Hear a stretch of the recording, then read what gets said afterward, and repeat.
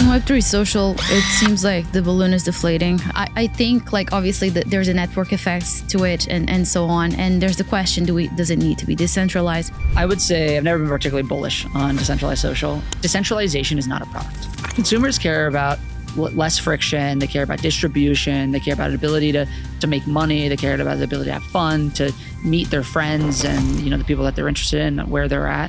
They do not care at all about decentralization. They're happy to sell their data for a better user experience.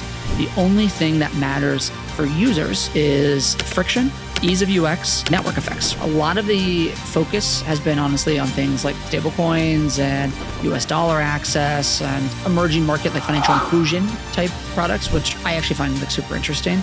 That's going to, I think, be very good for the institutional access side of crypto. It's going to continue to be good for bringing more of those, large players, the BlackRocks, et cetera, into the market. Last time we talked about the elections. It has played out. Trump has won. How do you feel about it? What are your thoughts in there? We're in Thailand with Global Blockchain Show, and today I'm with Rob from Dragonfly. Rob, thanks for having me. Welcome. Yeah. I'm glad we found the time to do it here. We had a conversation in Dubai previously, and I learned so much from you. So this is really exciting for me. I'm glad we can see each other in a different country this time, and not New York or the US where we actually live. Yeah, exactly. That is true. I mean, Thailand is very different. The energy here has been growing. I feel, for me at least, this year specifically, has been growing strong from every angle. How do you find the market here? Yeah, so I think, at Dragonfly, we think a lot about, emerging markets. We think a lot about, Asia, Southeast Asia as part of that. There's clear interest in crypto more broadly. I think it's somewhat further behind in terms of, call it like the developer community. It's catching up. A lot of the focus has been honestly on things like stablecoins and US dollar access and, emerging market like financial inclusion type products, which I actually find like super interesting. We haven't seen, I think, as robust of a community around, call it like, some of the core infra, some of, DeFi, et cetera, but like that is growing. And so to your point, like there's a lot of excitement here. I think it's, coming along there, but it's really focused on, I think the needs of what are like the broader group of, or the people that live here. And like, that's, that makes sense, right? Which is great. And it's something that we've seen a lot in some of these emerging markets. Yeah. Last time we talked about the elections and it has played out. Trump has won. How do you feel about it? What are your thoughts in there? Yeah. So, clearly, not just Donald Trump won, but, the Republicans took the Senate. The Republicans are also, heavily favored taking the House, or I think it might actually now be certain that they've taken the House. The markets, as you've seen the last, week or so, have taken this as a very positive sign. Bitcoin hit 90,000. The equity markets have done super well. And I look at that and I say, well, clearly, that's indicating to us that people believe that there is going to be, a better situation going forward. I think from my perspective, there's no doubt we're going to get a, much looser regulatory environment. It's going to be much more productive in the US. So we're going to be able to bring founders back who had previously left. Like, I have founders who are close to me, American citizens, who then decided that it was, too risky for them to build in the US. And so they moved to places like Singapore. They moved to places like, Thailand. They moved, even like Latin America, et cetera.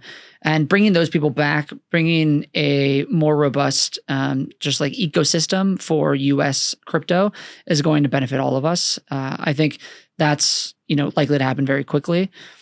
I, am excited about, that prospect. I do think the market has probably overran or outrun itself a little bit. Like, there's, we're probably going to get, a stablecoin bill probably early next year. We're going to get a repeal of SAB 121, which will allow the banks to custody crypto. That's going to, I think, be very good for the institutional access side of crypto. It's going to continue to be good for bringing more of those, large players, the BlackRocks, et cetera, into the market. And I'm excited about that. I don't think it changes, some of the challenges that still exist in crypto, right? Whether it's scalability issues, whether it's,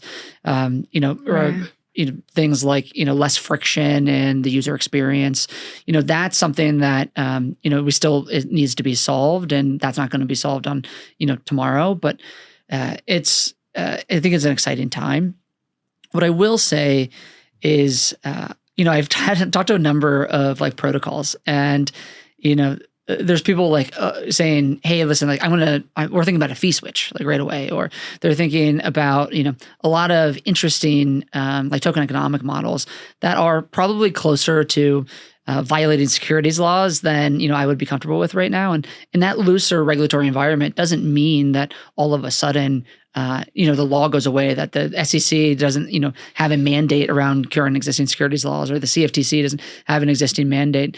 And so it's been a little interesting to me to see the euphoria when that requires at least a little bit of expecting the absolute like Goldilocks scenario, the absolute best case scenario, and having a little bit of revisionist history around like Jay Clayton 2016 to 2020 was not particularly friendly to crypto, and I think there's a world in which we get, and a lot of the rumored SEC heads are not actually that pro crypto, right? And so I think we need to see how it plays out. I'm very excited for what I hope will be a much more productive regulatory environment. But I do feel like it's the euphoria is probably outrun itself a little bit. Yeah. I mean, it takes a while for regulation to change. And someone was here earlier that mentioned that for Gary Gensler to be fired, like it's likely not going to happen, and he might stay there until like 26. Yeah, his term is not up until June of 2026. So he can theoretically stay until then. It's customary for him to step down and leave. I don't think it's certain that he will, but my guess is he will, considering just like the level of the way of which Trump won and the Republican Party won. But we'll have to wait and see. What else might change in the US, like in terms of like for companies? Yeah. In general, what else do you think is going to change given the results of the elections? Yeah. So I don't actually think like the government is going to do that much. I don't think it needs to do that much, right? This regulation by enforcement that we've seen from the SEC has, it's really put a calming effect on all of innovation within crypto in the US. And just getting rid of that is like a huge tailwind, and that's going to be awesome. But some of these things that we're talking about, like a strategic Bitcoin reserve, maybe that happens, maybe it doesn't. I'm sure if it does happen, it doesn't take the full kind of nature of what people are thinking it might do. It'll probably be something more like, oh, okay, we won't sell, seized assets or something like that. I also think, like, frankly, like, as a matter of like treasury policy, like, I don't think it makes a ton of sense personally. I'm probably gonna get a bunch of hate for that, but I think what we need is we just need a regulatory environment where people want to foster innovation, and that's definitely coming. Now, in terms of like what happens in the House and the Senate, like I mentioned, like we're going to get SAB 121 repeal. We're going to get a stablecoin bill. We might get a market structure bill. I don't think that happens, before maybe end of next year at the earliest. And there are a lot of ways that can still go wrong. Like we've had a lot of conversation around, what does a non-custodial mean? Can MetaMask be a broker dealer, et cetera? With a Republican-led House and a Republican-led, Senate, it's less likely we get some of that really onerous, type of regulation or legislation in this case. But there is still a education gap that exists between the industry and the Senate and the House, and we have to do a good job. And there are people who are trying to do that of getting of allowing them to understand what the differences are and the way this technology works. But it's not clear to me that a market structure bill will be a free for all for tokens with fee switches that return capital back in terms of dividends to the people that hold them. Like that's still, I think, pretty far away if that ever comes without some sort of like disclosure environment that has to exist. Mm-hmm. I had a guest earlier. We were discussing like fast forward, not even 5 years, probably 10. We didn't put a time on it. We were thinking of the dynamic between governments and the pure vision of decentralization, which would disrupt governments as we know them and banks and so on. How would this play out is probably the most interesting thing, because we're divided by countries, right? And the dynamic between population and governments is significantly different. Yep. And this pushback from governments, there's a certain tipping point where they don't have much control because the population is much stronger. And we were debating what might happen at that tipping point. Do you ever think of this? So I haven't thought about it from that sense. Where I've done a lot of thinking about it has been what we see in the stablecoin space. So there's a lot of like U.S. dollar demand in emerging markets, and we see it in what's happening in Argentina. We see what's happening in places like Southeast Asia. We see what's happening in Africa. You see stablecoins proliferating in these places. People want access, and one of the ways of which governments control the population is through local currency controls, right? Yeah. And they put taxes, they put levies, they don't allow people to that currency to leave the country. They can do looser monetary policy and inject capital. They can pull that back, et cetera, and that has resulted in a lot of cases, like places like Argentina, where there's been hyperinflation because there has been just so much spending. There has been so much very loose monetary policy. And then you had Milei come in and he said, hey, like we need austerity. We need to pull back on the government spending. And that's had an effect where all of these people who were in U.S. dollars before, and they were getting them through stablecoins because that's the only way they could get them because there was this tax that existed, and the banking system itself didn't allow it to allow U.S. dollars in. And now the dollar is actually appreciated against the peso, so that inflation's come way down, and you see this working. But there's a world in which the informal part of the economy, which in places like Argentina can be more than half the economy. When I say informal, what I mean is never hits the banking system. So people get paid through, a peer-to-peer transaction, that digital, or they get paid in cash. And if that entire informal or the most of that informal economy exists on like U.S. dollar stablecoin rails, all of a sudden the central banks and the local governments have lost control of their populace. And that is a form of, this non-custodial, decentralized world that we're talking about. That can cause, I think, significant. It can cause, I think, a populace who no longer feels or will rebel against, some of these types of, austerity measures, or doesn't have to comply. Yeah, they don't have to comply, right? And I think. That's probably the first case we'll see it is on this global monetary policy position. I think when it goes beyond that into like everything else that we believe in within crypto, that's a possibility of this like slippery slope. But from I think the currency piece is the first piece to play out, and I'm very interested to see how governments start to react to. This proliferation of stablecoins, and because these types of taxes, et cetera, like they can't levy them on stablecoins in the same way because it is non-custodial the way a lot of these people are receiving them and spending them, et cetera. Mm-hmm.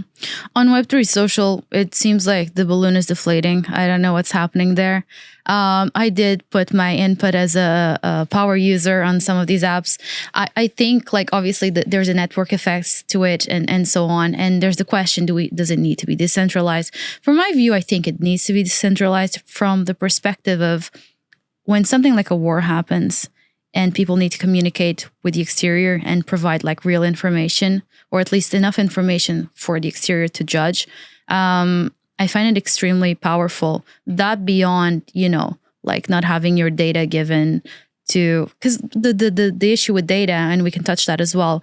The most consensus I've seen is that the standard person on the street does not care if Facebook has their data. Consumers do not care. Yeah. So assuming that social media doesn't need to be decentralized, but then there's this issue where, like China can change, can cut like who can access, or like Russia or whatever, like any country can do it. So how do you see this decentralized social realm? What's your thoughts? Yeah. So I would say I've never been particularly bullish on decentralized social. So we, I would say as a firm, I will say this is my personal opinion, but we haven't done a lot of investing in that space. Decentralization is not a product, right? And like we want that to be true. Like we all believe in that. That's part of the reason we're in this industry. But that's not what consumers care about, right? Like consumers care about less friction. They care about distribution. They care about the ability to make money. They care about the ability to have fun, to meet their friends and the people that they're interested in, where they're at. They do not care at all about decentralization. And to your point around like data, they also don't care about that. They're happy to sell their data for a better user experience. The only thing that matters for users en masse is friction, ease of UX, and just like network effects, right? And people that are there. And when we sell products that are actually often harder to use, whether we say, oh, they're decentralized, that is dead on arrival, because now you're only selling to people who are ideological about the way they spend their time, and most consumers are not, right? And so I agree with your point that, would be really helpful to have a decentralized Twitter, right? And we do, like a forecaster client. But and there's still ways of which like you can block like the people from seeing that, right? The access points are still, places where whether it's, call it just, blocking IP addresses themselves or, there are other ways of which you can make it really hard for the normal person to see, a warpcast. Right now, you can't necessarily take down certain content, but you can just essentially try to ban it altogether, right? Because people access these things through front ends.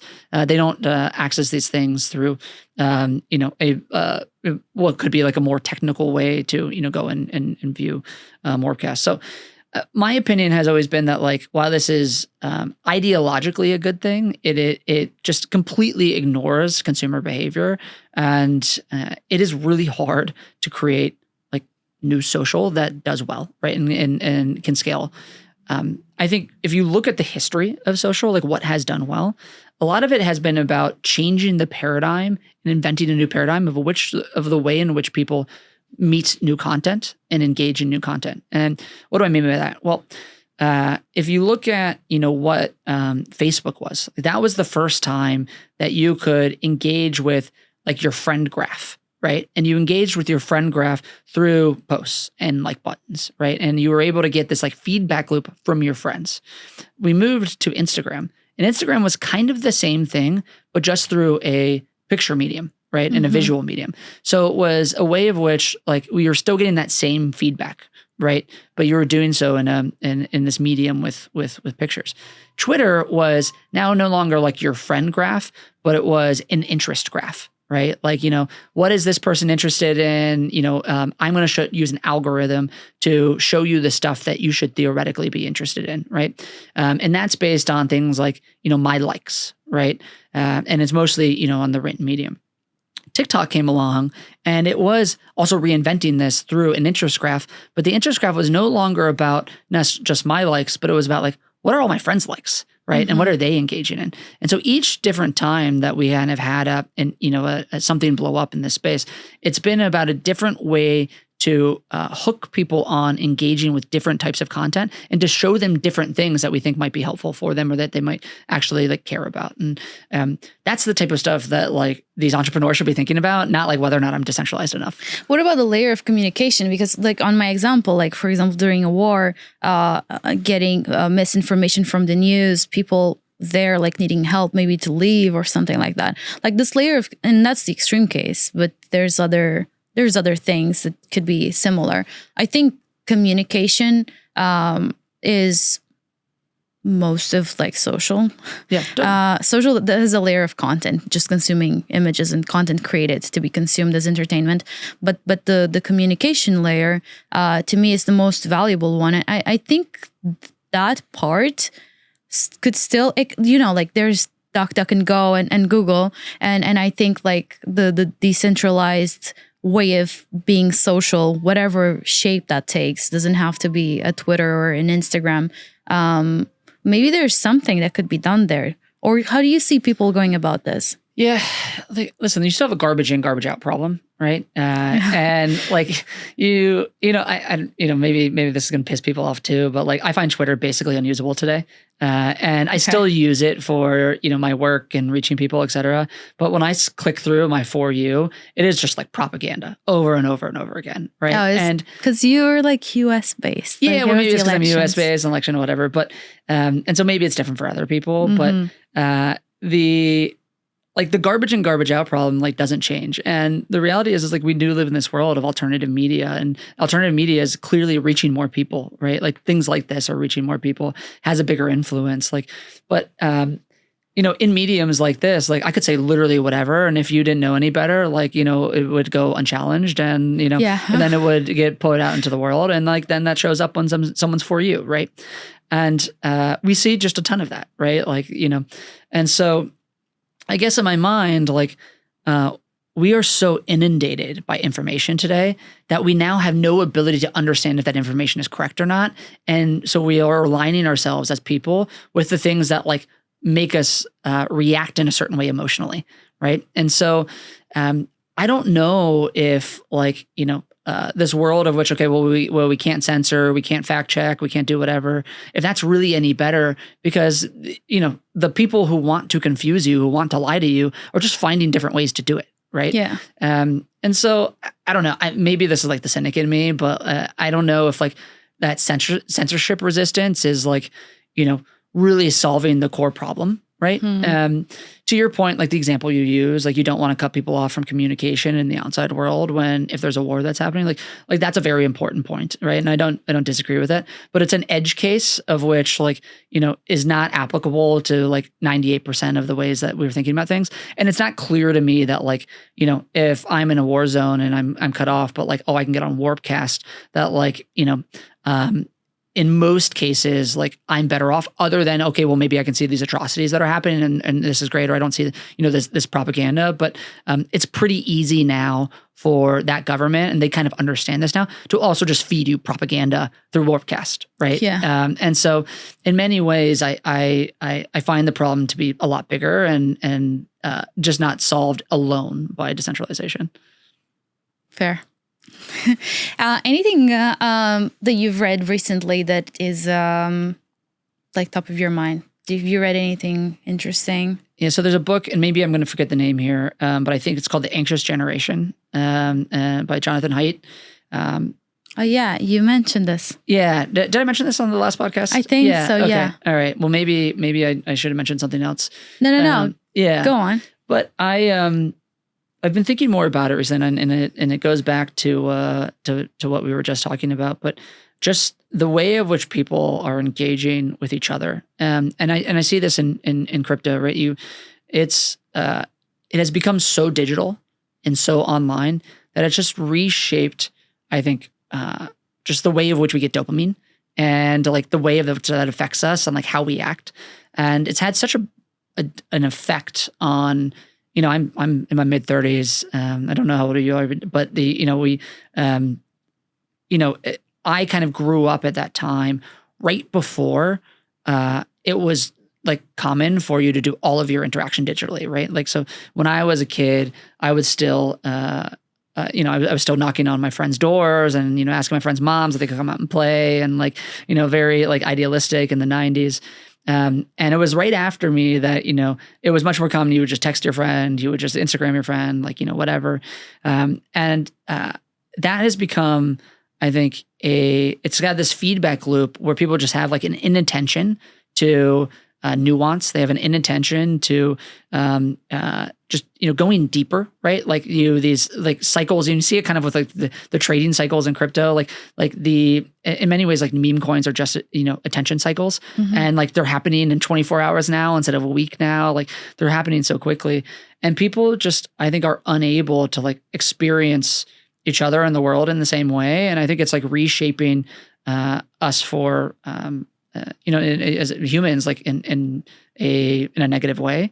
And you see it, I think, like, I don't know, maybe I'm the boomer here, but like you look at the like suicide rates among young people, it's continuing to get higher. Yeah. You look at like reported rates of like people having sex, like it's getting much lower, right? You look at like reported rates of people saying that they have like, close friends and how many close friends you have, all of that's coming down, right?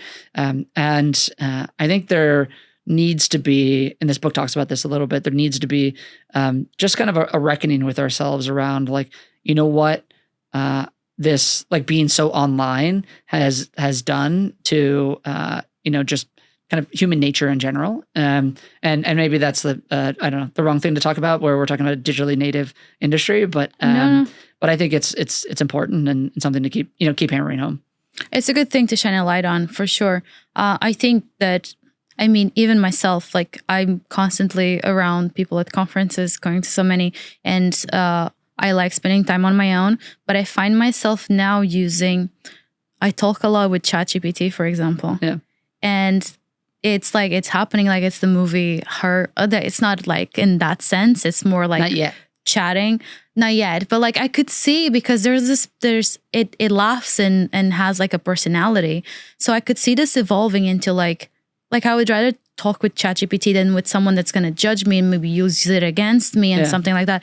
Here, it's not going to do anything except all of a sudden mentioning something in a different context because it has some memory. Yeah. And eventually it's going to have more memory. So it can bring it back to you. It's interesting because, it's sort of like a friend that has infinite memory is always friendly. So always has the right attitude. So I could see this like playing to people's mind. I'm aware that this is happening. I could see like a different level of awareness where doesn't even understand and, and this is like incredibly stimulating. And then the product itself evolving. So I could see this being an extreme of what you're saying in terms of an issue, because if this is better, then you go outside to talk with someone, you have zero patience for them. Yeah. And you don't give people like a chance at friendship or anything. I mean, the fragmentation and just, I think, like, partisanship that exists in like US politics, but like the fragmentation of people generally, like it's only getting worse because of this, right? And people are getting into these silos, like, digitally. I think, you talked about this being a friend. Like, I don't know if you remember the friend thing that was on Twitter, where it's a wearable device that they were calling Friend. It's a startup. Yeah. And it was basically the same thing, right? You click it and you talk to it and it listens to your conversations and like, sends you text messages or whatever. And that I wouldn't like. I have enough of those. Yeah.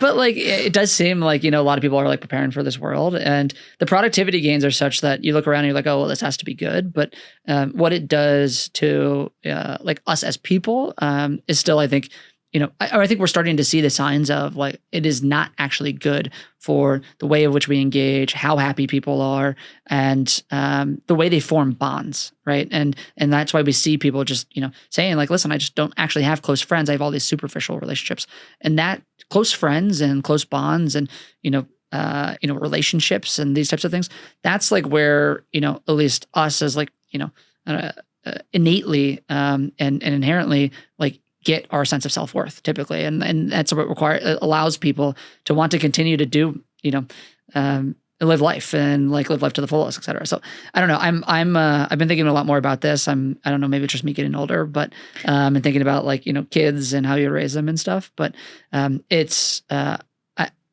think the nihilism that has existed and that people have complained about in crypto can be kind of, you see it like much more broadly. Like you go to a college campus today and you ask like, you go and talk to the like frat guys what they're doing on a Friday night, and maybe what I was doing on a Friday night, like, wasn't great either. But like these guys are now sitting around and they're all just, they're all gambling on their phones while they like hang out with each other. It's like this social experience. But like, is that like, is that a world of which like we want to be pushing forward, or a world of which like people are happy and building relationships in the same way? And I don't know, right? And I worry about that. Yeah, I think it's like on the AI specifically, I think it's like a band-aid for solitude for some, and also for social stimulation. A lot of people, they are social, but they go out and it's hard to find people that they can click with, and the AI will instantly click with them. Like the level of like social stimulation that they get out of it, it is concerning. But as with everything, people were concerned with social media and TikTok, and then some others said, "Oh, that's just a boomer problem. Like you just have to keep up with the new generation." Perhaps, but you can align like literally when Instagram started being like very common for young people with heavily increased suicide rates in young women, right? And so like you can actually put those two things together, right? Yeah. And like so. I don't know, was Instagram net bad? That's a different argument, but is it clearly having a bad effect in some way? Like, yes, for sure. Yeah, for sure. Ike, what's the solution here? What should we do? We're obviously not putting delete everything. Yeah, we're obviously not doing that. And there's productivity tools, which are great. And there are, great things around being able to, like the original thing about Facebook was awesome, actually. Like I connected with people that from my past and from who I otherwise wouldn't have been able to connect with, et cetera. That was great. But, how to figure out a way which to like bring these two worlds together versus replacing one world with the other, that's been the tough part. And I think a lot of it just comes from, how we like what we do to raise kids and how we raise kids and, what we think about for the future for generations and teach them. Rob, it's been an interesting conversation. For everyone watching, where can they find you? You can find me on my Twitter at my last name, Hadick M. Rob, thank you. Thank you.